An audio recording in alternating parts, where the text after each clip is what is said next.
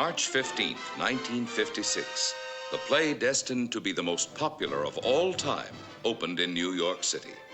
The book and lyrics of Alan J. Lerner and the never-to-be-forgotten music of Frederick Lowe had brought George Bernard Shaw's story of the flower girl transformed into a London society lady to the hearts of the world.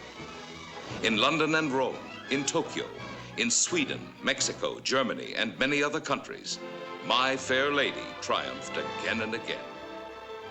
Finally, on February 6th, 1962, the most important motion picture purchase of modern times was headlined by newspapers, television, and radio.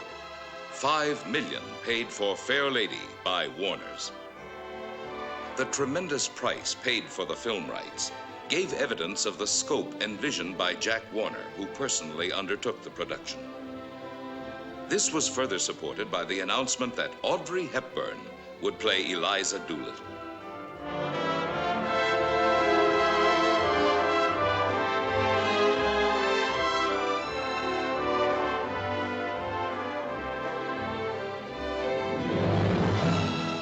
No one doubted that this was the lady for My Fair Lady. The indisputable first choice for the role of Professor Henry Higgins was Rex Harrison, the man who created the character. Eliza's irrepressible father, Alfred P. Doolittle, would be Stanley Holloway, who also created that role in the play. Wilfrid Hyde White as Colonel Pickering. Gladys Cooper as Mrs. Higgins.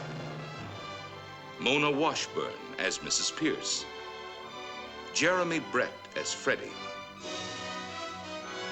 Theodore Bickel as Sultan Karpati rounded out the distinguished cast.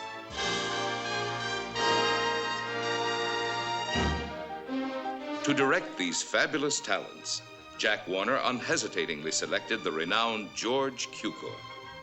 The original stage design had been a personal triumph for the world-famous Cecil Beaton. He was enthusiastic at the prospect of designing the motion picture version. For months, almost the entire Warner Brothers studio was devoted to the most elaborate preparation in its history. From a treasure house of silks and satins, furs and jewels, highly skilled artisans would create a world of elegance.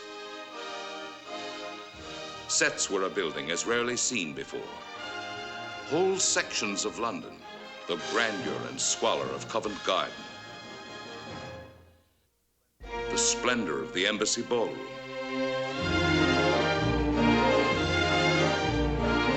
the richness of Professor Higgins' study,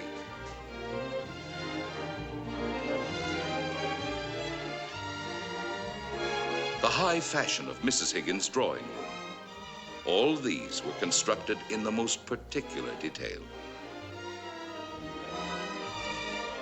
On August 13th, 1963, giant Super Panavision 70 cameras began rolling on the greatest production in Warner Brothers history. A motion picture which will stand as one of the great entertainment experiences of all time. This is My Fair Lady.